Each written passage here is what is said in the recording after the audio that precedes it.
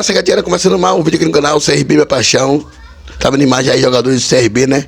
Que segue ainda se preparando para esse jogo importante contra a equipe do Volta Redonda, segunda-feira. Jogo que o CRB precisa vencer, né? Que é muito importante na tabela de classificação.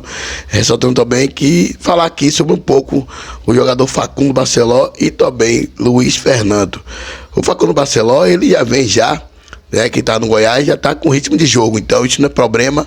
Chegou aqui no CRB, já treinou, então pode ficar à disposição aí do Mr. Barroca. Já o jogador Luiz Fernando tem a dúvida se fica à disposição ou não, mas caso ele não ficar à disposição, deve ficar à disposição aí pro jogo aqui no Repelé contra a equipe do Atlético. Ressaltando também, o CRB que está na 10ª colocação com 28 pontos, e a equipe do Volta Redonda está na 17ª colocação ali, o Volta Redonda, então entra pressionado, precisando vencer. O CRB tem que tirar proveito do momento que vive aí a equipe do Volta Redonda, jogo difícil, né? Mas o CRB tem condições de vencer e praticamente vencendo, já visa ali a parte de cima na tabela de classificação, que é muito importante.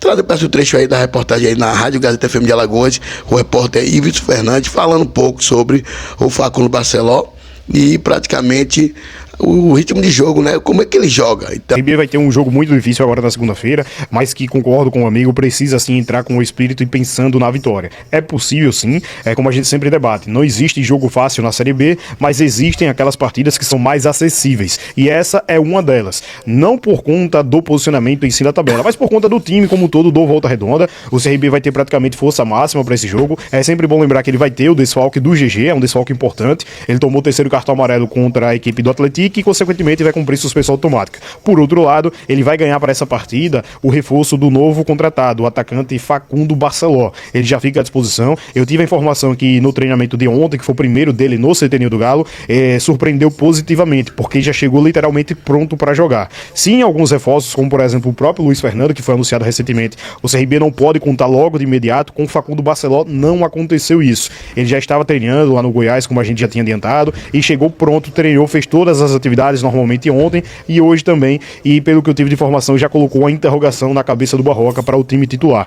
Ele inevitavelmente vai precisar fazer ao menos uma mudança, que é justamente nessa do GG. A gente já com discussão no bom sentido, obviamente, com o Matheus, que o Barceló, ele é muito daquele jogador que era uma espécie de segundo atacante, e com o futebol moderno essa posição praticamente foi extinta. E aí fica naquela dúvida, vai ser um beirada ou vai ser um centroavante? Inclusive foram palavras do Matheus. Eu concordo 100%. Porque ele não é tão veloz, driblador e veloz para ser beirada, mas também não é tão alto e forte para ser um homem de área. Exato. Então, pelo o que eu vi do Barceló, mais no Ceará, para ser bem sincero, eu vi muito pouco do Barceló no Goiás, até porque na Série B ele não teve tantas oportunidades, e o goiano eu confesso que não acompanhei todos os jogos, mas eu vi muitos jogos dele no Ceará. E pelo que eu vi, é exatamente isso do que o Matheus trouxe. Um jogador que se movimenta muito ali na frente, não vai ser aquele centroavante paradão. Eu até conversei com algumas pessoas que já jogaram com o Barceló, e a informação que me passaram foi o seguinte, ele é um cara que não vai ficar parado dentro da área, não é aquele homem de área como muitas vezes o torcedor imagina, mas a bola também não queima no pé dele, ou seja, ele sabe jogar, tabelar, fazer infiltração. E o que eu ouvi também de algumas pessoas de dentro do CRB, no momento que estava analisando a possível contratação para buscar,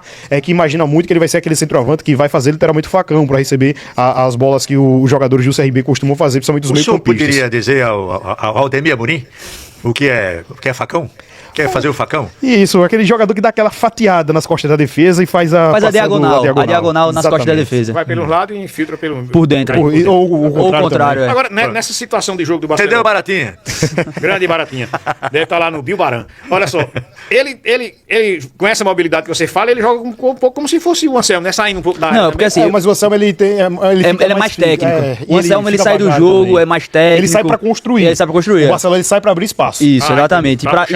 E depois pra atacar o espaço aberto. E aí tem uma coisa também que pode ser muito importante pro Barceló, que aí já é na parte defensiva, que o Barceló pode fazer o primeiro ataque à bola, quando o adversário tiver com a construção, no caso zagueiros, e recompor rápido, que é uma coisa que nem Breno, nem o Mikael fazem. Mikael e Breno, quando dão esse primeiro ataque na saída do jogo do adversário, no pé de zagueiro, depois para recompor ele já tem um pouco mais de dificuldade. E aí o Barceló não. O Barceló vai dar esse primeiro ataque e vai recompor caso a linha de defesa do adversário consiga continuar construindo. Que é uma coisa que o próprio Barroca falou na coletiva pra gente, que ele gosta muito, que é o cara que tem perna. Ele falou, o Barceló é um atacante que tem perna. Então o que ele quis dizer com isso? Ele vai correr mais do que Mikael e Breno, até pela estatura dele. Ele é o menor dos três, ele tem 1,80. Então possibilita essa situação defensiva pro Barroca também. É o mais magro dos três também? Acredito que sim, né? Acredito que sim. Principalmente se eu comparar E o Mikael... inclusive... Não, ele tá bem melhor, tá bem melhor. Não tem nem comparação. Não se compara Tem nem com comparação. Nesse último jogo, Valmar, ele teve uma jogada no meio de campo mesmo, que ele dá o giro e dá um tapa pra o Baggio. O Baggio avançar. Isso, ele é um comparado ao que chegou, e eu sempre falei aqui que comparado o Mikael e o Herculano, de olhos fechados eu fazia a escolha pelo Mikael em detrimento do Herculano, justamente por conta das características que o Barroca trouxe na coletiva. O Mikael é um cara, quando ele recebe a bola, ele vai ter duas opções. Ou ele vai fazer o pivô e girar pra tentar a finalização, e aí pode acontecer o que ocorreu no jogo contra o Cruzeiro, que ele faz a finalização, a bola desvia na mão, se não desvia, ia na direção do gol, ia obrigar o Cássio a trabalhar, ou ele faz a parede pra ofertar a bola pra algum dos dois. Ele está no momento que você disse que ele é o titular incontestável? Não, muito longe disso. E tem um detalhe também, que com a chegada do Barceló, agora ele de fato vai ter uma sombra, porque dos três centroavantes, indiscutivelmente, o Herculano é o que tá mais abaixo de todos, tecnicamente falando, é um que entrega menos. Tem mais limitações ofensivas. Então agora o Mikael sabe, se eu não jogar aqui, vai ser difícil eu entrar, porque o Barceló é um cara que deve chegar, ele chega com essa característica de tentar buscar o seu espaço. Se me perguntar se ele é o cara que é o titular incontestável, com o que o CRB tem hoje, em termos gerais, não.